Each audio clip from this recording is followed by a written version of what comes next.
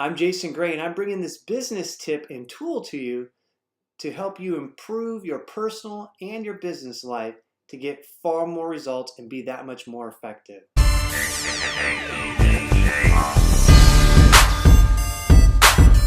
Have you ever heard of the DISC profile assessment? Well, that's what we're going to jump into today. Now, what is the DISC profile assessment? One, there are paid versions and there are free versions, so stick with me. You can do free ones and be very good at this. But even without an assessment, I'm going to teach you two ways or two questions that you can ask people that will give you a ballpark of where they're at and how you can become instantly more effective with them. So this all goes around the premise of some things that we've been taught as kids. One of the things that we were taught in kindergarten was the golden rule, or maybe before that with our parents, family, and friends. So the golden rule is what? It's do unto others as you wish them to do unto you. And that's a good rule, and if we live by that, things will be better all around. But what is the platinum rule? Hey, comment below if you know what the platinum rule is before I say it. The platinum rule is do unto others as they would want you to do unto them. Now what's the difference? The difference is coming at things from somebody else's point of view, being empathetic, speaking the way they speak, acting the way they act, talking about what they want, as opposed to coming from your lens, which is easy to mix those up. But when we use the platinum rule, we're that much more effective. So when we're more effective, when we're speaking at somebody else's a stage, you may say, we're going to get more results, and people are going to like us or better or hear us better. And as business owners, leaders, aspiring leaders, or just friends and family members, this is an important skill set and tool to use. There are things out there like the STAR system and Myers-Briggs and Strength Finders. They all have some similarities, and I would suggest you do some research with those as well. But the DISC profile is the one that I feel is the best, and I'm going to show you some ways that you can use it immediately in your life. So one step is, and I'll put the link below in the description here, is there is several free assessments online. I'd suggest you go take yours so that you can understand your profile a bit better. And if you have some loved ones or some colleagues, you may have them take theirs too, and just start seeing how all this truly does line up. Let's jump into exactly what the DISC profile is. So let me pull this up for you. Okay, this is the DISC mapping, I guess you'd call it. So you see we have from the top left, you have D, then I, then S, then C, all right? The D stands for someone who is dominant or a driver.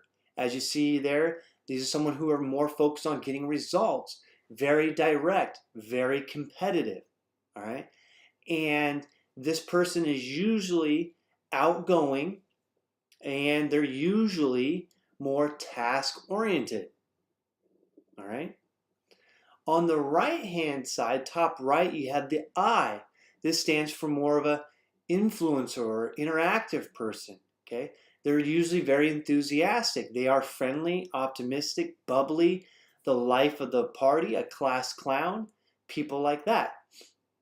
And this person is more people-oriented. The bottom right is the S, which stands for steady, okay? Or maybe very supportive person. They're sincere and modest and patient. This is the true team player.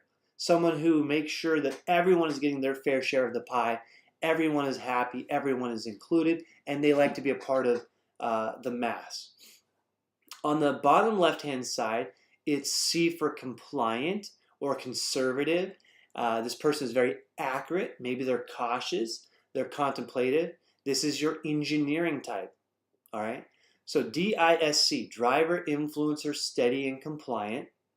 On the left-hand side, so the D and C, they're more task-oriented, all right? And on the right-hand side, they're more people-oriented, putting people first. At the top half, so the D's and I's, they're outgoing, and the bottom half, they're more reserved or introverted, all right? Now, if you take time to study this a little bit and quiz yourself, you're going to get these down. But here's the 2 questions you can ask to figure out where is this person that I'm talking to, my employee, the person I'm interviewing, my potential client, where are they at in this box? So the first question is, would you say that you're more task or people-oriented? Or do you prefer head down task work more, or do you prefer working with people more? And see what they say. A lot of times they'll give you an answer. But if they're not sure, they say, well, I'm both. Say, okay, great. If you had to say 51% one way, 49% the other, are you more people or task oriented? Maybe they say people. All right, if they're people, what side of the quadrant are we working on? We're working on the right side. So we know right away they're probably an I or an S. And then we're going to ask them, great. So would you feel naturally you're more introverted or extroverted? And they'll say, well, I'm more extroverted. Excellent. Ding, ding, ding. You have an I. You're talking with an I. If they say introverted, it would be an S. So 2 questions, split the box down and figure out where they're at. Now, here's the truth. People are usually a little bit of all of these things, and you are too, but this is their dominant trait, which if you know where they're at. So in this example, I think I said they were outgoing and they were people-oriented. This would be the I. The way I would be talking, the way I would be presenting my product or service or an opportunity would be all about someone who has influence. They're enthusiastic, they're bubbly, they get to be the leader or the life of the party, the show. Lots of people around them, helping lots of people, and talking about optimistic things. All right. Now, when you tailor your approach like this, you are using the platinum rule, which is the most effective way. And these people are going to stay plugged into you because you're speaking their language. Now, you want to do more research on these things because you'll find out what really makes these people tick and how you could speed up your talking or slow it down. Use a lot more energy, a lot more enthusiasm, or just be kind of steady. You need to learn these things and you will be much more effective. So can you think of, looking at this chart here, a celebrity that would fit each box? That way a picture pops up in your mind when you're saying, oh, I'm dealing with a D or an I or an S or a C. Who would those people be for you? I'm going to take this one off the screen and I'm going to show you some that I came up with. So remember, D.I.S.C, okay, so the top left, the driver, the dominant.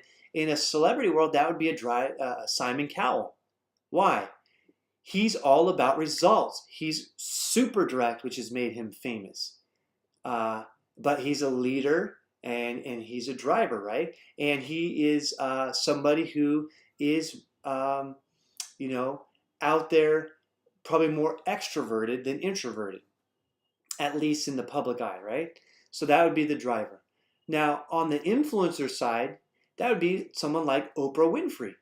She's the life of the party. She likes helping people. She's very passionate. She likes to talk.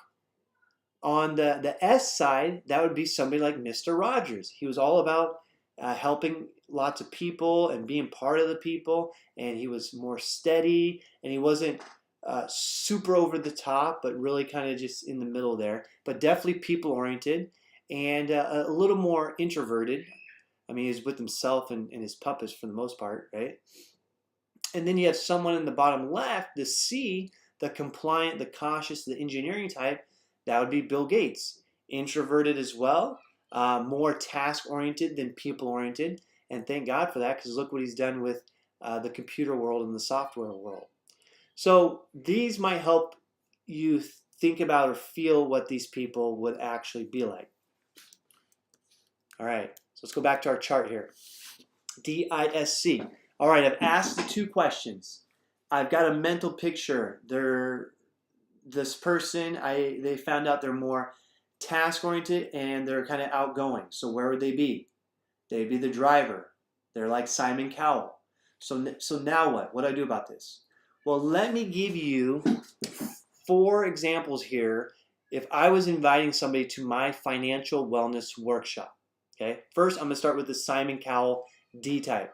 I'd say, Simon, hey, this Tuesday night we have a financial wellness workshop. You'll want to be there, and here's why. This is going to show you some, quickly, it's going to show you some financial concepts to help you get the most results possible. It's going to help you get a competitive edge over pretty much everyone else and grow your finances in the best way possible. Could you be there Tuesday night? Oprah Winfrey, I type. Oprah, hope you're doing awesome. Hey, this Tuesday night we have a financial concept and financial wellness workshop.